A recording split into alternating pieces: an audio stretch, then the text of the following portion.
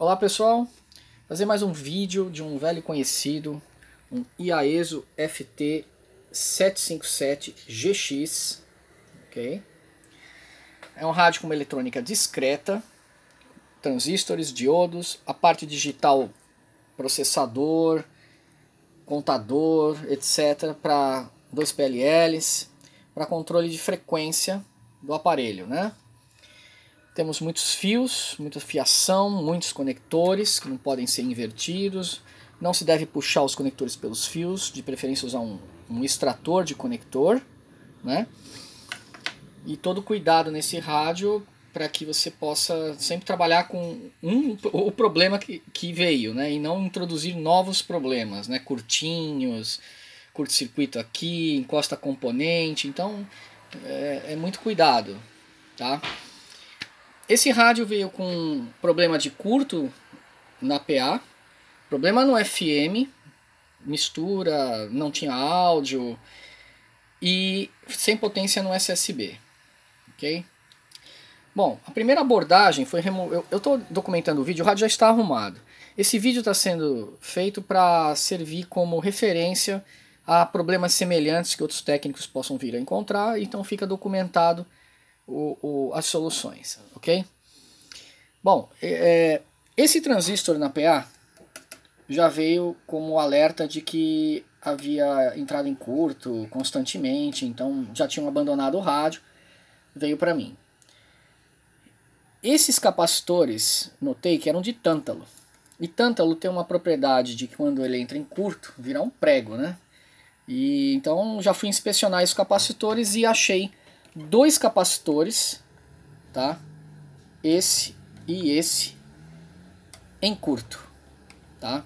Foram substituídos pela Epos, marca Epos, né? 10 microfarads na tensão de trabalho.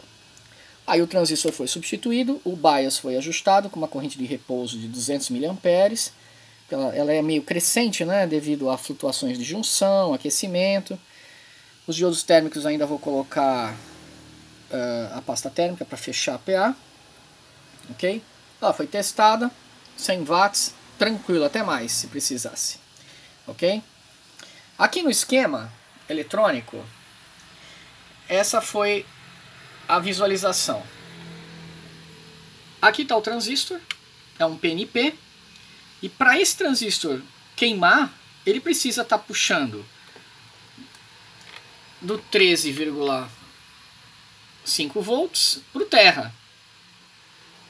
Onde está fazendo terra nessa linha era que é importante achar. Que peças suspeitas são essas, né? Então nós vemos aqui, ó, ele sobe, passa pelo relé, entra nesse ponto principal. Também vai lá para baixo para alimentar o rádio. E fatalmente nós encontramos aqui na linha 2 capacitores de tântalo. Tem um terceiro aqui, mas ele é eletrolítico. Esses são 2 de tântalo, um choque para fazer uma filtragem. E eles estavam em curto, então fatalmente o transistor queimava. Aqui é o bias, nada a ver, quietinho lá, sem culpa. Foi substituído os capacitores, o transistor voltou a funcionar, ok? Bom, vamos para o segundo problema, que era o FM. Esse rádio usa um CI demodulador de FM, MC3359, tá? E a abordagem principal foi testar se havia algum problema da linha que já sai o áudio demodulado para frente ou para trás. No caso foi injetado sinal, um gerador, e o transistor, e essa linha para frente o áudio saiu no alto-falante sem dificuldade alguma, sem problema algum de som, qualidade. Ou seja, o problema estava desse pote para trás. Olhando o esquema, a gente percebe que aqui tem um transistor de mute, que está bem na saída do CI. Essa é a saída dele. Então está aqui um transistor de mute. E esse transistor estava ativo.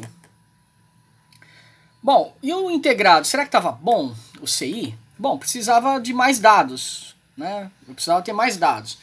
Medindo a quadratura estava ok, que é a diferença entre o pino 7 e 8, 0 volt. Tá? Quadratura estava ok. O problema, a entrada estava ok, oscilação. havia um problema que não tinha áudio também na saída. Então o CI era suspeito, mas não podia estar esse transistor de mute ligado. Então eu já tinha dois problemas para investigar. Tá? A linha de mute ativa nessa base, ela vem dessa lógica toda aqui, que envolve o squelch e envolve também o scan do rádio, controle dele. Né? Então tem uma lógica mais complexa, não é tão simples. Né? Então vamos lá. Primeiro, há um problema na lógica de squelch? Não tinha um problema nessa lógica de squelch aqui.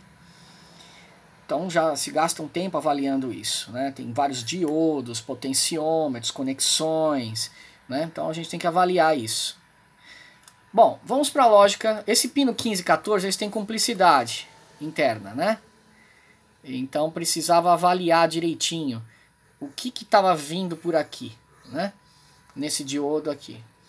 Vinha aqui, desce nessa linha, nesse transistor. Não que é o transistor responsável, mas também foi investigada essa linha toda, porque esse transistor poderia estar precisando funcionar e não estava. Então, quer dizer, você tem que começar a avaliar. Isso demora um pouco. Seguindo a linha desse transistor, você vê que é uma linha muito polarizada, né? Tem vários módulos aqui, ó, FI sendo polarizada, transformador. Bom, ela chega nessa junção aqui, ó. Deixa eu mostrar aqui. Ela segue nessa junção, desce nesse integrado. Esse integrado é uma chave switch bidirecional. É um CI que tem, é como se fosse um relés aí dentro, né?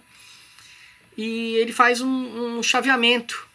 Ele faz um chaveamento de FM, AM, mantendo as linhas funcionando, né? Se é AM, FM, tipo os modos de operação, né? Então tem aqui, ele sobe para vários circuitos aqui.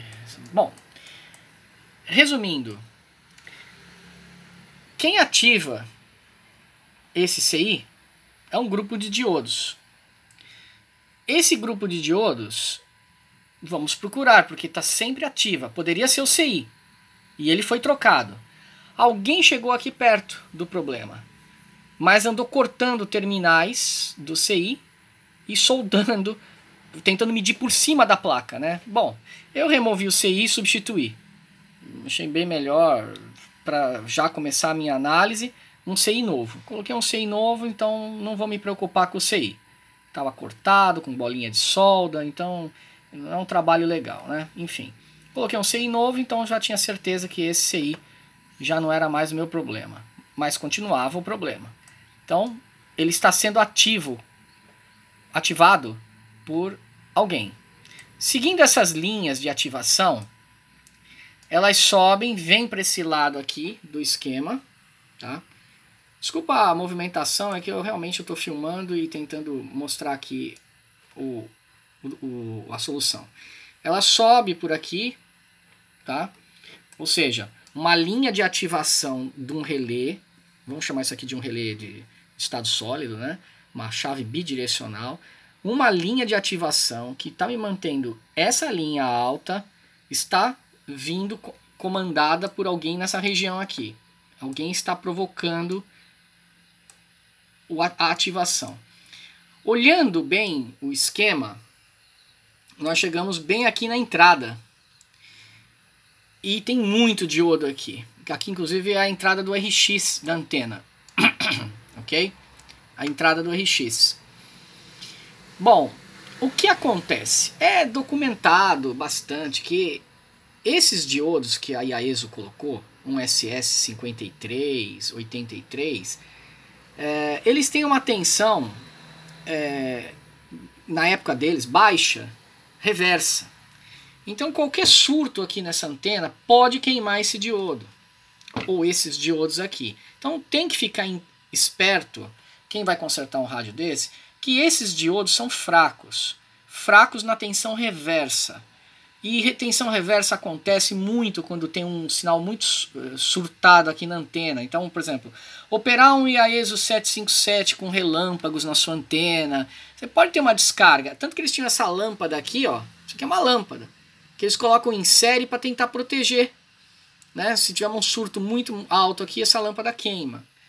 E ela tira pelo menos 1 dB, 1 dB e meio do sinal de RX. Esse rádio tem uma recepção excelente, mas ela é um fator de resistividade, então atrapalha, né? Não acho uma na época o que tinha, né, de melhor talvez para eles fazerem. Não existe hoje protetores a gás, coisas assim que são centelhadores mais eficientes e tem uma impedância bem alta. Bom, o que aconteceu? Aqui tinha um diodo com fuga, tá? E tinha um outro diodo que faz parte da linha que estava com seu valor errado. O que é um diodo com valor errado? As linhas de comutação tem que tomar cuidado com isso. Linha de comutação, se você puser um diodo que tem uma tensão muito baixa de junção, ela pode ficar ativa, depende da sensibilidade do projeto. Então tem gente que acha que pode trocar tudo por diodo Schottky, ou pode colocar qualquer diodo.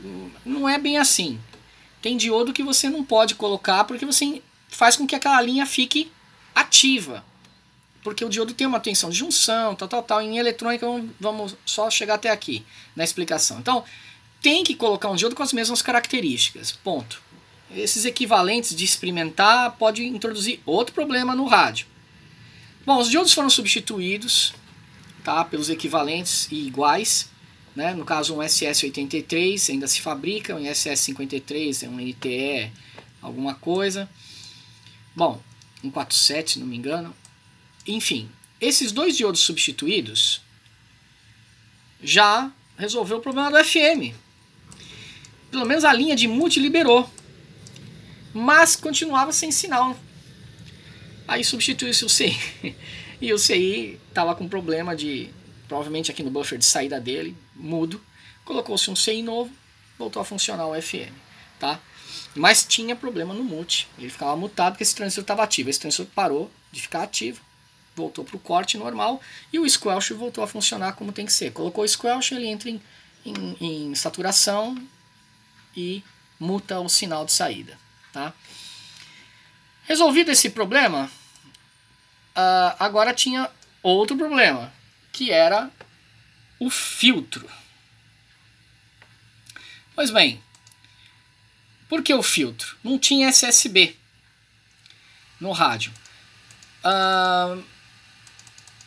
O que acontece? No diagrama de blocos do rádio, você vê aqui que o CW... Tem que trabalhar com esses esquemas nessa situação, né? Esse é outro problema que a gente tem. Tudo bem mal escaneado. Ou você tem um manual original, você sofre um pouco para identificar os problemas. Aqui eles estão falando que é os caminhos do sinal de CW. E aqui, os caminhos do sinal do SSB. Analisando esse diagrama de blocos, aqui é do AM. Analisando o AM, qual que era o único bloco... Porque o AM funcionava bem. Agora o FM estava funcionando bem, mas o CW e o SSB não estava funcionando. Olhando esse diagrama de blocos, você percebe que esse cara aqui, esse filtro, deixa eu focar, esse filtro aqui não se usa no AM. Vou passar agora para o CW. Já em CW... tá pintado, ó. Você utiliza ele. Em SSB, estamos aqui no SSB, mesma coisa.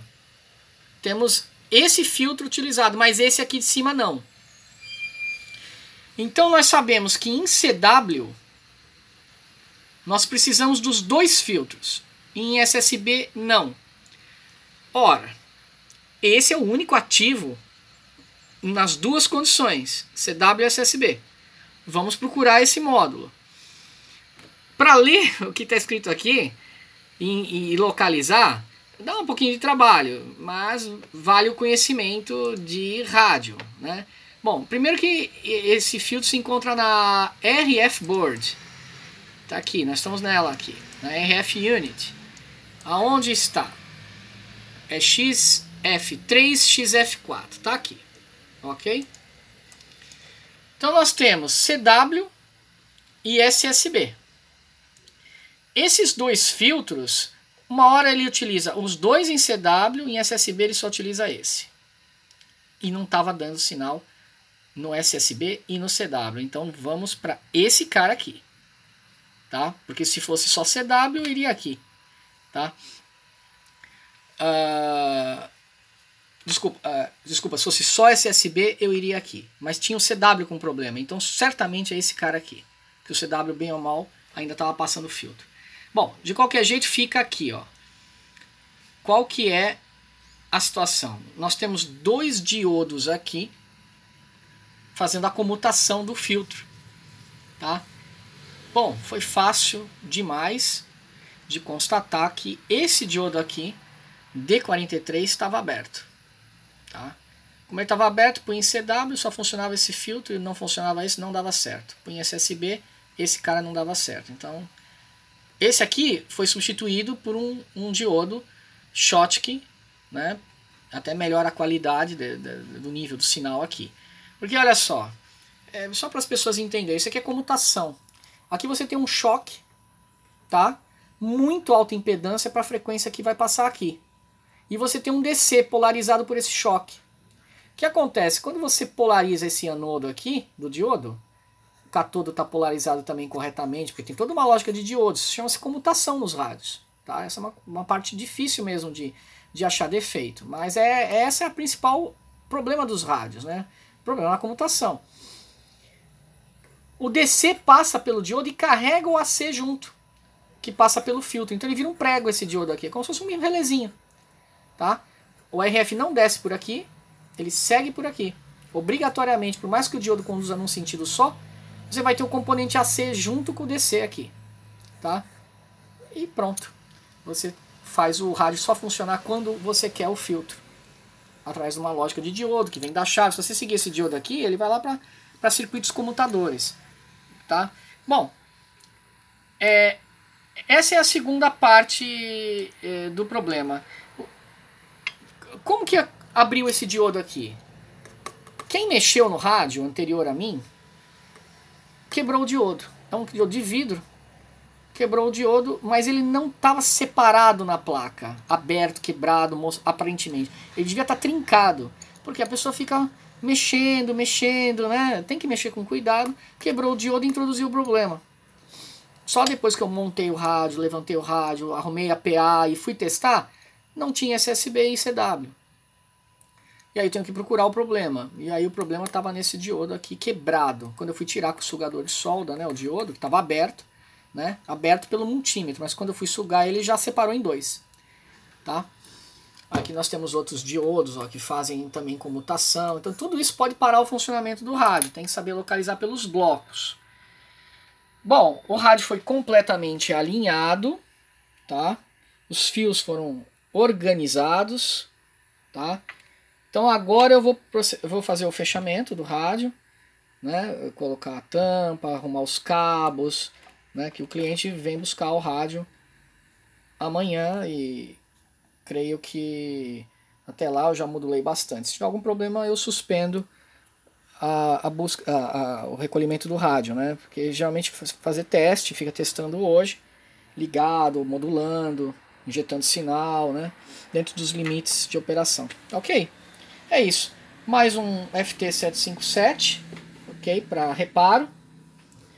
E em breve eu vou mostrar um defeito mais complexo que já está aqui comigo, tá? É um outro FT757 com um problema de lógica digital. Vou mostrar só uma preview. Aqui está a placa mãe dele, né? Já tive que ver várias partes aqui. Ó. Eu coloquei alguns soquetes para me ajudar na análise. Esse rádio não está marcando frequência. Está correndo para cima a frequência up, né? Como se fosse um up, mas não é nenhum desses problemas. E precisa ver se esse processador realmente não parou de funcionar, né? Agora eu preciso ver isso. E esse aqui não ligava de jeito nenhum. Agora já está ligando, mas temos um problema aí do digital dele, né? Vai ser um assunto para outro vídeo. Outro 757, né? 2 aqui, tá bom?